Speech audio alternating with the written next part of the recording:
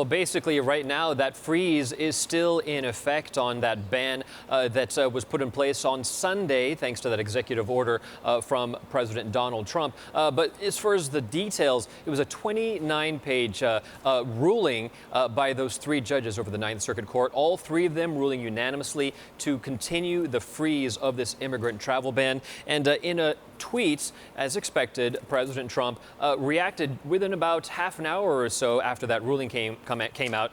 In all caps, you can see there, see you in court, he said, the security of our nation is at stake. But very quickly after that, the legal team for Washington State, arguing on behalf of immigrants as well as businesses, came back and said that this was a win and praised that decision. Take a listen. The Ninth Circuit Court of Appeals, in a unanimous decision, effectively granted everything we sought. We are a nation of laws. And as I have said, as we have said from day one, that those laws apply to everybody in our country. And that includes the President of the United States. It's the role of the courts to say what the law is and to serve as a check on the executive branch. And that's what the court has done in this opinion, in this excellent opinion, this well-reasoned, careful, thoughtful opinion that seriously considered all of the government's arguments and rejected them.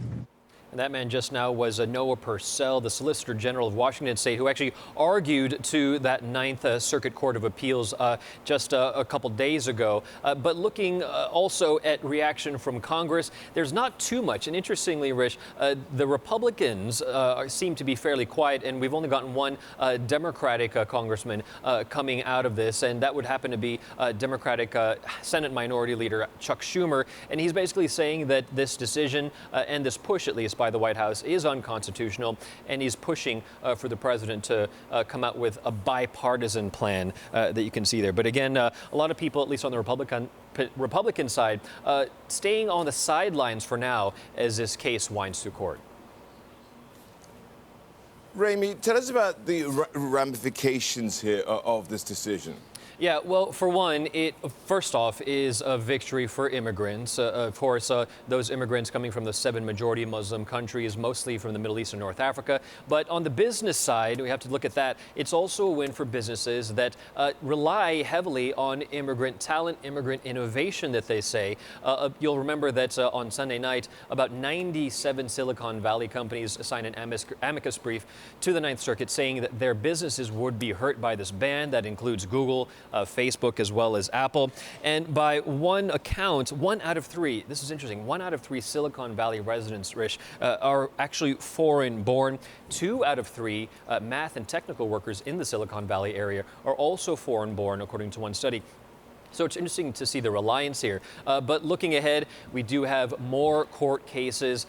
If this doesn't go immediately to the Supreme Court, it'll fall back to Washington State to sort of hash out the finer details on what to do next. If the Supreme Court does get an appeal and they take it up, we could see that happen. But remember that the court is divided 4-4 in terms of Republican as well as Democratic presidential appointees. So that could very well be a stalemate if it comes down according to political ideology, Rish.